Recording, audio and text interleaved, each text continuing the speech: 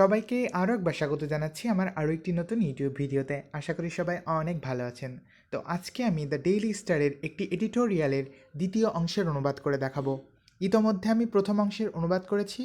এই ভিডিওর ডিসক্রিপশন বক্সে সেই ভিডিওটার লিঙ্ক দেওয়া থাকবে, আপনারা চাইলেই দেখে নিতে পারেন। তাহলে চলুন আজকের ভিডিওটি শুরু করা যাক। এখানে বলছে মার্টার্ড ইন্টেলেকচুয়ালস আর আওয়ার গাইডিং লাইটস। মার্টার্ড মানে শহীদ, ইন্টেলেকচুয়ালস মানে বুদ্ধিজীবীরা, শহীদ বুদ্ধিজীবীরা, আর মানে হয় আওয়ার গাইডিং লাইটস আমাদের পথপ্রদর্শক আলোকবর্তিকা। গাইডিং মানে পথপ্রদর্শক আর লাইটস মানে আলোকবর্তিকা। তাহলে শহীদ বুদ্ধিজীবীরা হয় আমাদের পথপ্রদর্শক আলোকবর্তিকা। আশা করি বুঝতে পেরেছেন। নেক্সট, এখানে বলছে intellectuals serve as a societies moral compass.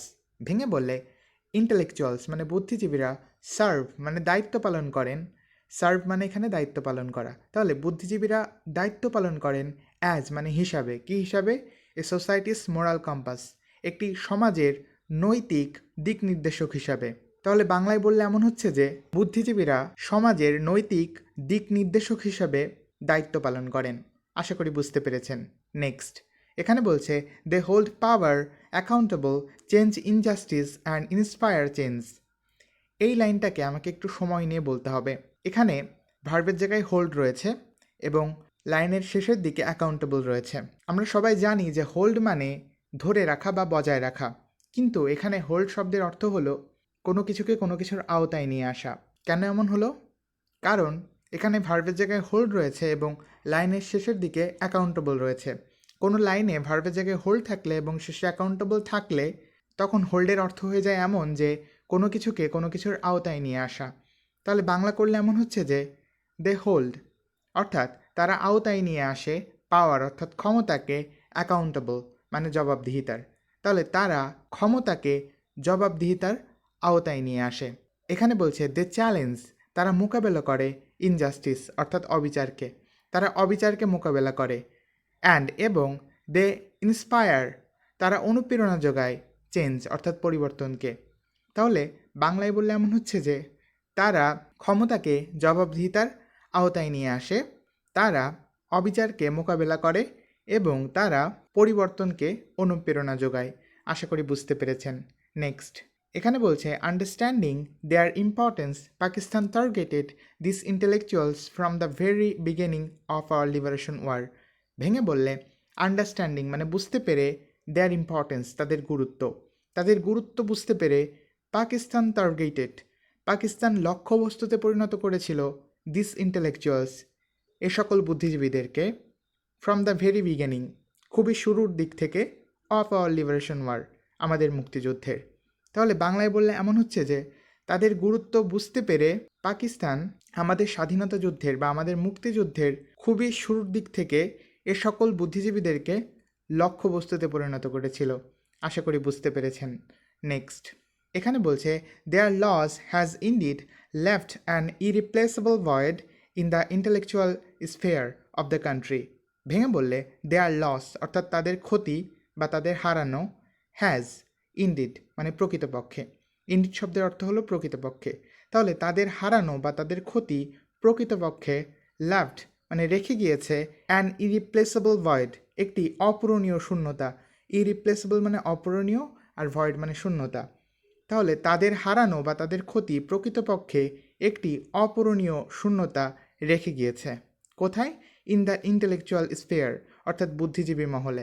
Intellectual মানে বুদ্ধিজীবী আর স্পেয়ার মানে মহল, অফ দ্য কান্ট্রি অর্থাৎ দেশের। তাহলে বাংলায় বললে এমন হচ্ছে যে তাদের হারানো বা তাদের ক্ষতি প্রকৃতপক্ষে দেশের বুদ্ধিজীবী মহলে একটি অপূরণীয় শূন্যতা রেখে গিয়েছে। আশা করি বুঝতে পেরেছেন। নেক্সট, এখানে বলছে today as we reflect on their sacrifice, it is sad to see that freedom of expression in our society still remains fragile and dissent is often suppressed. ভেঙে বললে টুডে মানে আজ, অ্যাজ মানে যখন, আজ যখন উই রিফ্লেক্ট আমরা স্মরণ করি অন দেয়ার স্যাক্রিফাইস তাদের আত্মত্যাগকে, আজ যখন আমরা তাদের আত্মত্যাগকে স্মরণ করি, ইট ইজ স্যাড এটা হয় দুঃখজনক, টু সি দেখা, এটা দেখা দুঃখজনক, দ্যাট যে ফ্রিডম অফ এক্সপ্রেশন অর্থাৎ মত প্রকাশের স্বাধীনতা ইন আওয়ার সোসাইটি আমাদের সমাজে স্টিল রিমেইনস এখনও থেকেছে ফ্রজল মানে ভঙ্গুর অ্যান্ড এবং ডিসেন্ট মানে ভিন্ন মত ইজ অফেন মানে প্রায়ই সাপ্রেসড মানে দমন করা হয়। তাহলে বাংলায় বললে এমন হচ্ছে যে আজ যখন আমরা তাদের আত্মত্যাগকে স্মরণ করি তখন এটা দেখা দুঃখজনক হয় যে এখনও আমাদের সমাজে মত প্রকাশের স্বাধীনতা ভঙ্গুরই থেকে গিয়েছে এবং ভিন্ন মতকে প্রায়ই দমন করা হয়। আশা করি বুঝতে পেরেছেন। নেক্সট এখানে বলছে the struggle for truth and critical thought continuous. ভেঙে বললে দ্য স্ট্রাগল মানে সংগ্রাম কিসের জন্য? ফর ট্রুথ অর্থাৎ সত্যের জন্য, অ্যান্ড ক্রিটিক্যাল থট মানে সমালোচনামূলক চিন্তাভাবনার। ক্রিটিক্যাল থট মানে সমালোচনামূলক চিন্তাভাবনা। তাহলে সত্য এবং সমালোচনামূলক চিন্তাভাবনার জন্য সংগ্রাম কন্টিনিউস মানে বিদ্যমান রয়েছে বা চলমান রয়েছে। কন্টিনিউ মানে চলমান থাকা।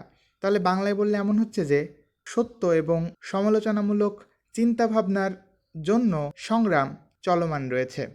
আশা করি বুঝতে পেরেছেন। নেক্সট এখানে বলছে this reminds us that honouring the martyred intellectuals is not only about remembering the past but also defending their values in the present.